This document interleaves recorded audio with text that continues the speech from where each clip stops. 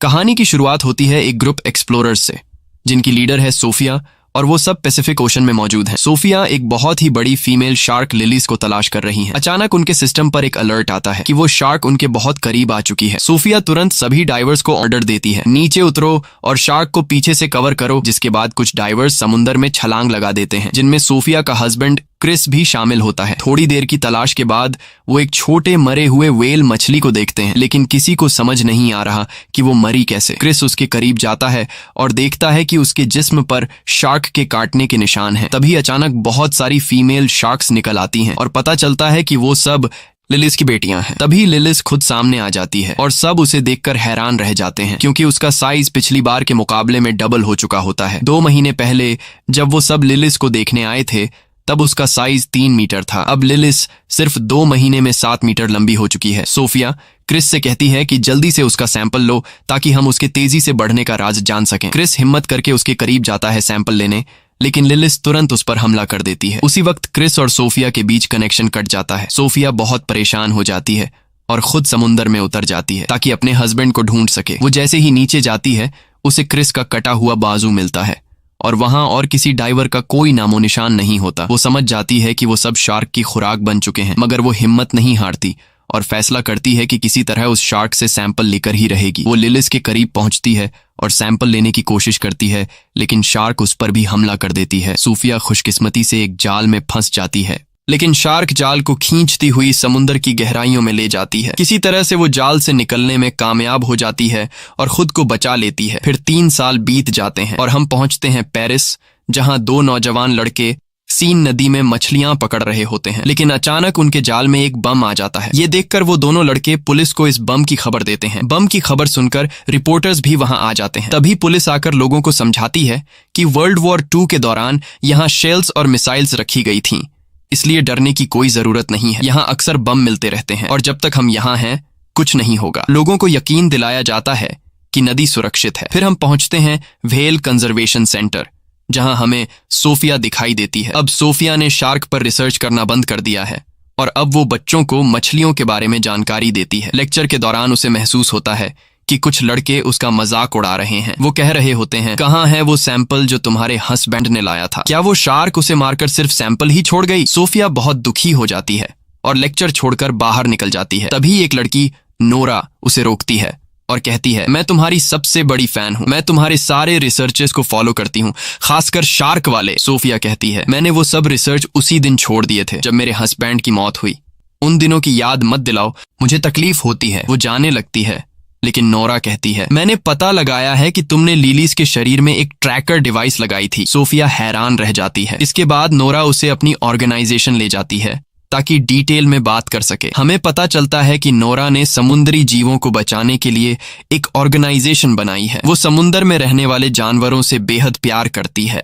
Nora Sophia को बताती है कि उसने पिछले 3 साल से लिलीज की मॉनिटरिंग की है और कहती है, सोफिया, तुम्हें ये पता नहीं होगा कि लिली सब सीन नदी में है। सोफिया हैरान रह जाती है और कहती है, ये नामुमकिन है क्योंकि शार्क फ्रेश वाटर में जिंदा नहीं रह सकती। नोरा बताती है कि क्लाइमेट चेंज और पॉल्यूशन ने लिलीज की नेचर को बदल दिया है और अब वो इस माहौल में भी जीने के काबिल हो गई है। हमारे ग्रुप की कोशिश है कि उसे वापस समुंदर में भेज दें, वरना वो किसी भी वक्त मर सकती है। नोरा कहती है, मैं आज रात डाइव करने वाली हूँ, तुम भी साथ चलो सोफिया। हम दोनों शार्क को देखते हैं और उसे उसके घर वापस ले जाते हैं। सोफिया कहती है, क्या डाइव? तुम्हें क्या लगता है ये इतना आसान है? ये बहुत ज्यादा रिस्की है। ऐसा करने से तुम्हारी जान जा सकती है। ये कोई आम सी मछली नहीं, ये दुनिया की सबसे खतरनाक शार्क है। सोफिया वहां से निकलकर अपने घर पहुंचती है। घर जाकर वो अपने हस्बैंड के आखिरी मिशन की वीडियोस देखती है और वो रो पड़ती है, क्योंकि उसी ने अपनी टीम से कहा था कि वो इस मिशन में उनके साथ है। वो गिल्टी फील कर रही होती है क्योंकि वो सब उसकी वजह से मारे गए। दूसरी तरफ हम देखते हैं कि नोरा अपनी दोस्त बिन के साथ सीन नदी में एक बोट पर होती है। नोरा कहती है, क्या तू मेरे साथ नहीं उतरेगी? बिन पानी में उतरने से इनकार कर देती है और कहती है, तू जा, मैं यहाँ तेरा ध्यान रखती हूँ। नोरा अकेले ही पानी में उतरती है और लिलीज को हर जगह ढूंढती है। दूसरी ओर सोफिया सिस्टम में लिलीज की मूवमेंट्स ट्रैक कर रही होती है।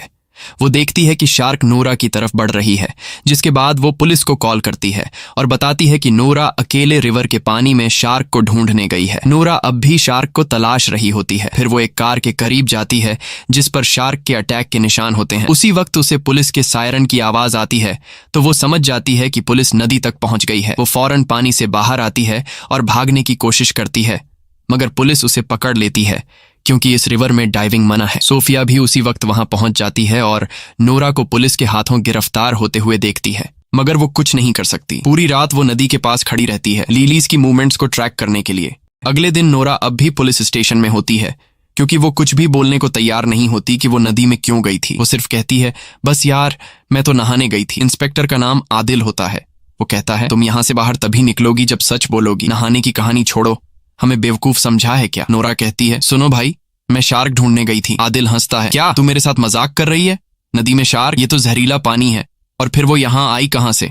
तुमने मुझे बेवकूफ समझा है? नोरा कहती है, मेरा यकीन करो, मैं पानी में शार्क को ढूंढने गई थी। लेकिन अफसर मानने को तैयार नहीं था। दूसरी तरफ सोफिया अब भी उसी जगह पर मौजूद होती है जहां कल रात थी।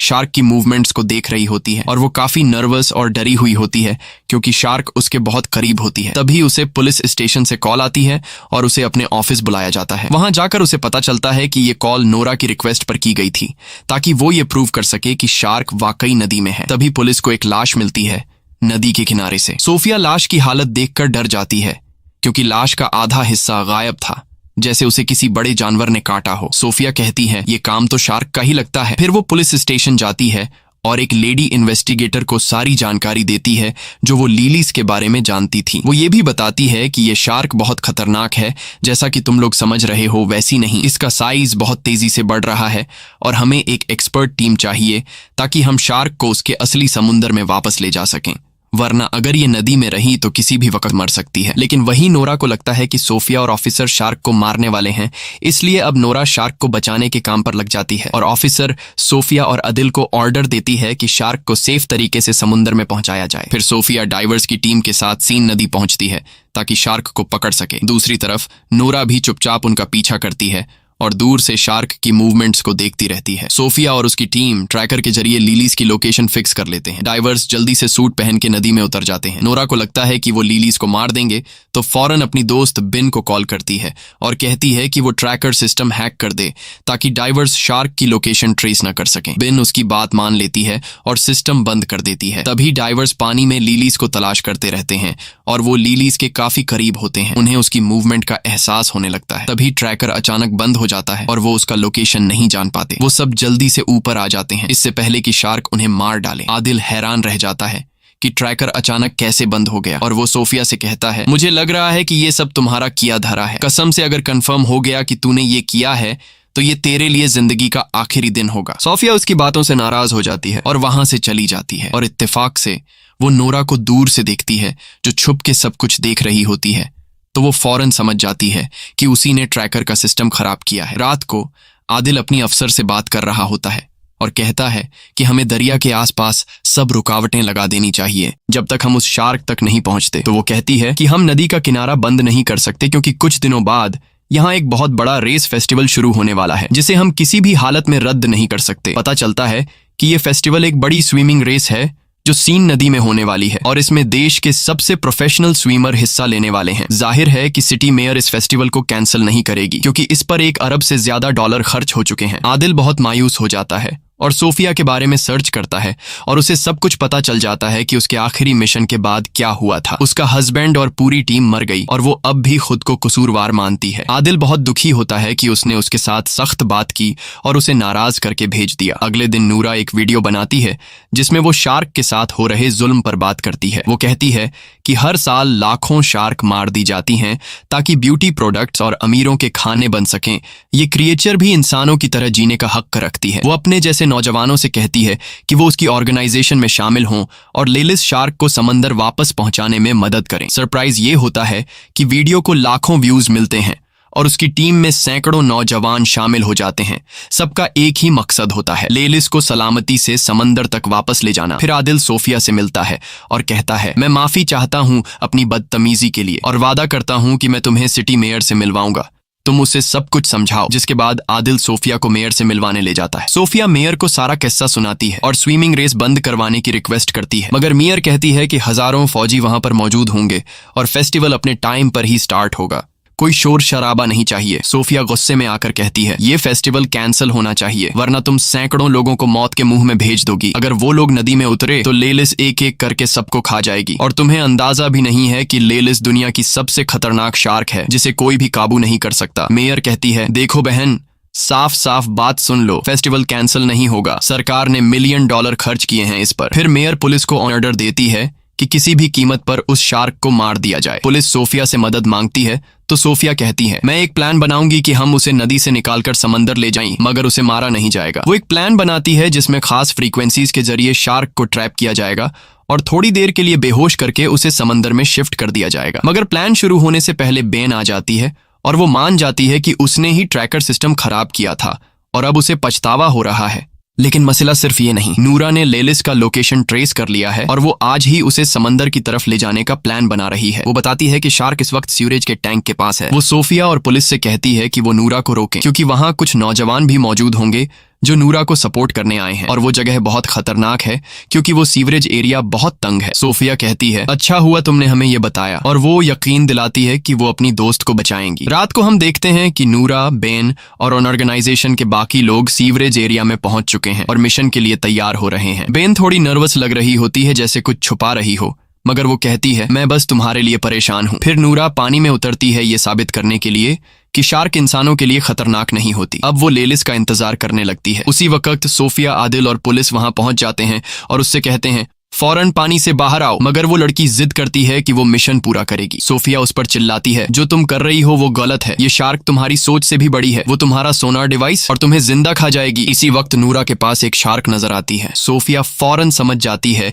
कि ये छोटी शार्क लेलिस की बेटी है, लेकिन नूरा बहुत एक्साइटेड होती है और शार्क के करीब जाती है और उसे छूने लगती है ताकि सोनार डिवाइस से उसका पता लगा सके। तभी अचानक आदिल पानी में छलांग लगा देता है ताकि नूरा को बचा सके, लेकिन अचानक शार्क गुस्से में आ जाती है और नूरा पर हमला कर देती है और उसे निगल जाती है। उसी समय पूरे इलाके में हलचल मच जाती है और सभी नौजवान डर के मारे वहां से भागते हैं और उनका जो फालतू सा प्लान था शार्क्स को बचाने का, वो इन्हें ले डूबता है। अब हर एक बंदा खुद को बचाने की कोशिश में लगा हुआ था, लेकिन बदकिस्मती से जगह तंग होती है और काफी लोग पानी में गिर जाते हैं और लेलिस और उसकी बेटी उन्हें मार देती हैं। हर तरफ पानी में इंसानों के टुकड़े नजर आ रहे थे। सारा पानी खून से लाल हो गया था। जैसे तैसे करके स्विमर थोड़े बहुत लोगों को बचा लेते हैं, लेकिन ज्यादातर लोग वो होते हैं जिनके हाथ या टांगें कट चुकी होती हैं, यानी वो सिर्फ बचा हुआ शरीर वापस ले आते हैं। फिर सब जख्मियों को पीरिस के हॉस्पिटल ले जाया जाता है, जहां सोफिया शॉक में खड़ी होती है और यकीन नहीं कर पा रही होती कि क्या हुआ। वो रोने लगती है, अपने शौहर और पुरानी टीम को याद करती है। तभी आदिल उसके पास बैठता है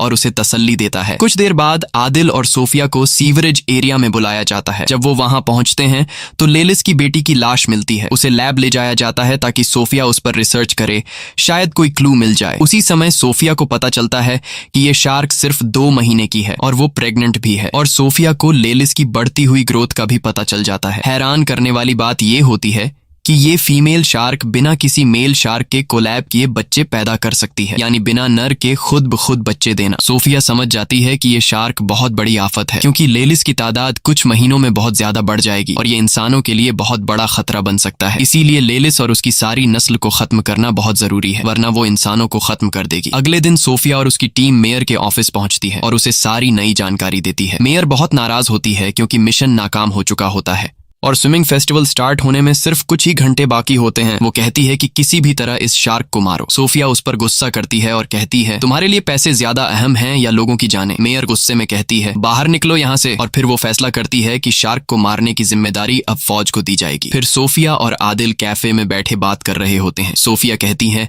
अगर फेस्टिवल को ना कैंसिल किया गया तो बहुत बड़ी तबाही हो जाएगी, क्योंकि मेयर पैसों की भूखी है और मुकाबला हर हाल में कराएगी। आदिल कहता है, चलो मिल के दुनिया बचाते हैं। वो दोनों प्लान बनाते हैं कि वो मेयर के बिना शार्क्स को मारेंगे। फिर आदिल अपने दोस्तों से बात करता है और उनसे मदद मांगता है। सब दोस्त राजी हो जाते हैं और एक टीम बनाते हैं। पहला काम ये होता है कि 2 बम एक्सपर्ट्स को बुलाया जाए ताकि वो पानी में डायनामाइट लगाए और उसी से लेलिस को मारा जाए। फेस्टिवल के दिन सोफिया, आदिल और पूरी टीम नदी में गोता लगाती है और शार्क्स की तरफ बढ़ते हैं ताकि बम खास उनके घर में लगा दें। उधर मेयर मेला ओपन कर रही होती है।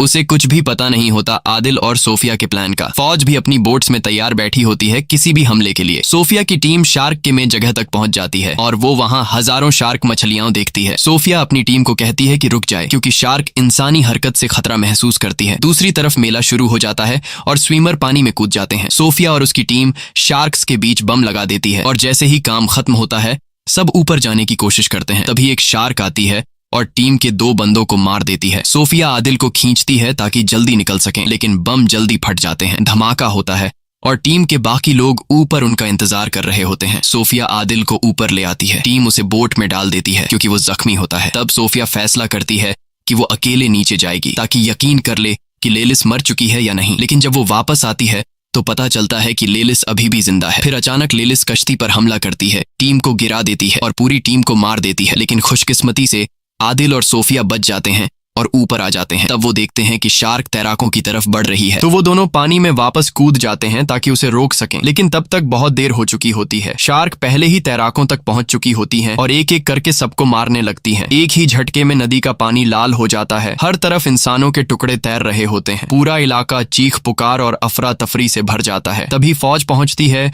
और लेलिस पर गोलियां चलाती है, लेकिन उन गोलियों का उस पर कोई असर नहीं होता। सबसे बड़ा खतरा ये होता है कि नदी के नीचे कई बम पहले से लगे होते हैं। अगर कोई गोली उन पर लग गई तो पूरा शहर उड़ जाएगा। और फिर वही होता है, एक गोली बम से टकरा जाती है और जोरदार धमाका होता है। पूरा शहर तबाह हो जाता है। धमाके की वजह से एक भयानक सुनामी आती है जो पूरे शहर को बहा ले जाती है। कई लोग डूबकर मर जाते हैं, जिनमें सोफिया और आदिल भी होते हैं। सोफिया पानी की सतह पर आती है और बेहोश आदिल को देखकर किसी सुरक्षित जगह ले जाती है। दोनों एक लोहे के बड़े टुकड़े पर चढ़ जाते हैं। कुछ देर बाद आदिल को होश आता है और वो पूछता है, हम कामयाब हो गए? शार्क मर गई ना? सोफिया उसकी तरफ देखती है। उसकी आंखों में आंसू होते हैं, लेकिन वो कुछ नहीं बोलती। आदिल चारों तरफ देखता है और सदमे में चला जाता है। पूरा पेरिस शहर डूब चुका होता है और हर तरफ शार्क मछलियां तैर रही होती हैं।